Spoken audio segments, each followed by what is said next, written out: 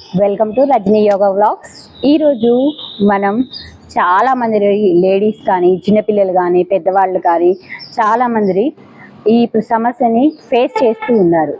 PCOD కానీ PCOS problem కానివ్వండి, hormone imbalance వలన ఇర్రెగ్యులర్ పీరియడ్స్ రావడము, పీరియడ్ టైంలో డిఫరెన్సెస్ కానీ ప్రాబ్లమ్స్ కానీ ఫేస్ చేయడము, సో దీని ద్వారా హార్మోన్ ఇన్బ్యాలెన్స్ వలన వెయిట్ గెయిన్ అవ్వడము, నెక్స్ట్ ఈ పీసీఓడి పీసీఓఎస్ ప్రాబ్లం వలన different type of health issues రావడము, ఇర్రెగ్యులర్ పీరియడ్ టైంలో ఓవర్ బ్లీడ్ అవ్వడము, లేదంటేనేమో హెడ్ఏక్ రావడము, లేదంటే బ్యాక్ పెయిన్ రావడము, లేదంటే స్టమక్ పెయిన్ రావడము, లేదంటే ఇలానే కంటిన్యూ అవుతూ ఫెర్టిలిటీ ప్రాబ్లం రావడము జరుగుతుంది కదా. సో మెయిన్గా ఏంటి అని అంటే మనం తినే ఫుడ్ అలవాట్లు కానివ్వండి, మన హార్మోన్ ఇన్బ్యాలెన్స్ అవ్వడం వల్ల ఇలాంటి సమస్యలు ఎక్కువగా వస్తూ ఉంటాయి. చాలా మంది ఫేస్ చేస్తున్నారు.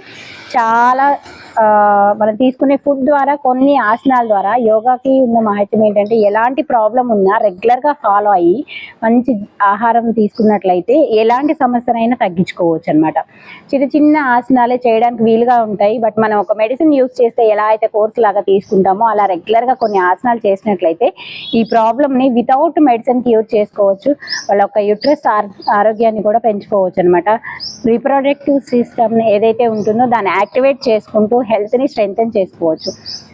మెచ్యూర్ అయిన దగ్గర నుంచి అందరి చాలా వరకు చూస్తూ ఉంటాము.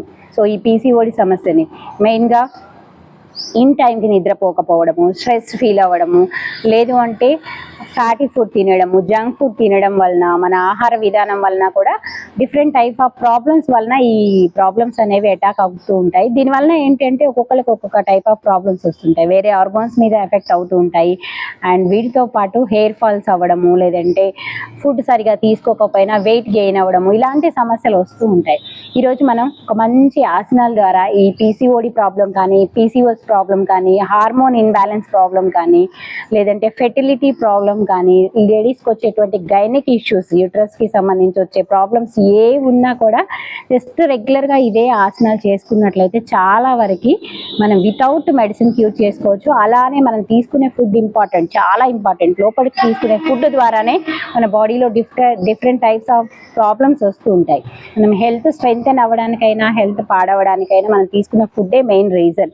కాబట్టి ఆహార విధానం అనేది కంపల్సరీ మార్పు చేసుకుంటూ ఉండాలి. తాజా ఆకుకూరలు కానీ, పండ్లు, వాటర్ కంటెంట్ ఎక్కువగా ఉన్నటువంటి ఫుడ్ తీసుకోవాలి. అండ్ జంక్ ఫుడ్ని అవాయిడ్ చేస్తూ ఉండాలి. సో ఈ ప్రాబ్లం ఉన్న వాళ్ళు ఏంటంటే డైరీ ప్రోడక్ట్స్ని చాలా వరకు అవాయిడ్ చేయడానికి ట్రై చేస్తూ ఉండాలన్నమాట. సో దానివల్ల ఇంకా సమస్య ఎక్కువ అయ్యే ప్రాబ్లం ఉంటుంది. దాంతోపాటు చక్కగా బీట్రూట్, క్యారెట్కి సంబంధించిన జ్యూసులు తీసుకున్నట్లయితే కూడా ఈ సమస్యను చాలా వరకు తగ్గించుకోవచ్చు. ముందుగా ఎలాంటి ఆసనాలు ఎక్సర్సైజ్ చేద్దామో చూద్దాం. ముందుగా రెండు కాళ్ళని దగ్గరగా తీసుకుందాము. బద్ధ కోణాసన లేదా బటర్ఫ్లై పోచర్ అంటాము. నిజంగా రెగ్యులర్గా ఏది చేసుకున్నా చేసుకోకపోయినా, ఎస్పెషల్గా లేడీస్ రెగ్యులర్గా ఈ యోగాసనాల్లో ఈ బద్ధ కోణాసనం చేసినట్లయితే stomach fat, side fat and thighs fat burn అవడమే కాకుండా రీప్రొడక్టివ్ సిస్టాన్ని హెల్త్గా యాక్టివ్గా చేస్తూ ఉంటుంది. ఈ పీసీఓఎస్, పీసీఓడి సమస్య కానీ, హార్మోన్ ఇన్బ్యాలెన్స్ వలన వచ్చేటువంటి ఏ సమస్యనైనా కంట్రోల్ చేస్తుంటుంది. ఇలా లెగ్స్ని దగ్గరగా తీసుకొని మెల్లగా లెగ్స్ని మూవ్ చేస్తూ ఉండాలి. ఈ హిప్ జాయింట్స్ ఫ్రీ అవుతూ ఉంటాయి. అండ్ ఉన్న సమస్యని కూడా చాలా త్వరగా తగ్గిస్తూ ఉంటుంది అనమాట.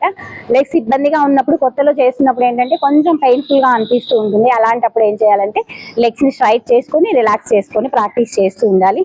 ఇలా కొంతసేపు మినిమం ఒక రెగ్యులర్గా కూడా ఒక 2 మినిట్స్ నుంచి స్టార్ట్ చేసుకొని ఒక 5 మినిట్స్ వరకు చేస్తూ ఉండాలి అనమాట. సో పెయిన్ఫుల్గా అనిపించినప్పుడు రిలాక్స్ అవుతూ చేయొచ్చు, కంటిన్యూషన్ కాకుండా. సో ఇలా మనం ప్రెజర్ చేయడం వల్ల ఏంటి అంటే హిప్ జాయింట్స్ ఫ్రీ అవుతుంటాయి, థైస్ ఫ్యాట్ బర్న్ అవుతుంటుంది, అండ్ స్టమక్ మీద, లోయర్ బ్యాక్ మీద ప్రెజర్ పడుతూ ఉంటుంది. కాబట్టి యూట్రస్కి సంబంధించినటువంటి ప్రాబ్లమ్స్ అన్నీ కూడా క్యూర్ చేస్తూ ఉంటుంది. కొంతసేపు ఇలానే ప్రెజర్ చేస్తూ ఉండాలి. ఇలా కొంతసేపు ప్రాక్టీస్ చేస్తూ ఉన్నట్లయితే చాలా వరకు రిలాక్స్ అవుతుంటాయి. తర్వాత లెగ్స్ని ఫ్రీ చేసుకొని కొంతసేపు రిలాక్స్ అవ్వాలి. ఇలా రెగ్యులర్గా ఫస్ట్ 2 మినిట్స్ నుంచి స్టార్ట్ చేసుకొని మెల్లగా ఒక 5 మినిట్స్ వరకు చేసుకోగలిగినట్లయితే చాలా వరకు ఎవరికి లేడీస్కి ఏదైతే పీసీఓడి ప్రాబ్లం ఉందో స్టమక్ మీద ప్రెజర్ జరుగుతూ ఉంటుంది. సో దీనివల్ల ఏంటంటే ఓవరీస్ ఏవైతే ఉంటాయో అవి కరిగిపోవడానికి అవకాశం ఉంటుంది. అండ్ హెల్దీ ఫుడ్ తీసుకోవడం ద్వారా ఇంకొక ఆసన చూద్దాం. ఈ 2 ఆసనాలు కూడా చాలా హెల్త్ ఇష్యూస్, ఎస్పెషల్గా మెన్కి ఉమెన్కి వచ్చేటువంటి సమస్యలు ఏవైతే ఉంటాయో రీప్రొడక్టివ్ సిస్టానికి సంబంధించినవి అన్నీ కూడా క్యూర్ చేస్తూ ఉంటాయి అన్నమాట. సో ఇంకొక ఆసన చేద్దాం. మలాసన అంటాము. 2 లెగ్స్ని కూడా క్రాస్గా తీసుకోవాలి. ముందుగా క్రాస్గా తీసుకొని 2 హ్యాండ్స్ని నమస్కార ముద్ర తీసుకొని ఎల్బోస్తో నీస్ని ప్రెజర్ చేస్తూ ఉండాలి. అలా బ్యాక్ బోన్ స్ట్రైట్గా ఉంచేసి కొంతసేపు ఈ పొజిషన్లో ఇలా సిట్టింగ్ తీసుకొని రిలాక్స్గా వెయిట్ చేయాలి. చాలా బెస్ట్ పోచర్ లేడీస్కి సంబంధించి, పీసీఓడి కానీ పీసీఓఎస్ కానీ, అలానే మెన్ అండ్ ఉమెన్కి కూడా రీప్రొడక్టివ్ సిస్టాన్ని యాక్టివేట్ చేస్తుంటుంది. కాన్స్టిట్యూషన్ ప్రాబ్లం, చాలా మంది ఈ సమస్యతో బాధపడుతూ ఉంటారు. మలబద్ధక సమస్య, ఇవి ఏవి ఉన్నా కూడా ఈ ఆసన అనేది చాలా బాగా క్యూర్ చేస్తూ ఉంటుందన్నమాట. సో రెగ్యులర్గా ఫస్ట్ స్టార్ట్ చేసినప్పుడు ఒక 1 మినిట్ బ్యాలెన్స్ వేసుకోవడానికి ప్రయత్నం చేస్తూ ఉండాలి. 1 మినిట్ బ్యాలెన్స్ వేసుకోలేనప్పుడు 30 సెకండ్స్గా 2 టైమ్స్ ప్రాక్టీస్ చేస్తూ ఉన్నట్లయితే చాలా వరకు మన బాడీని స్ట్రెంగ్తన్ చేస్తూ ఉంటుందన్నమాట.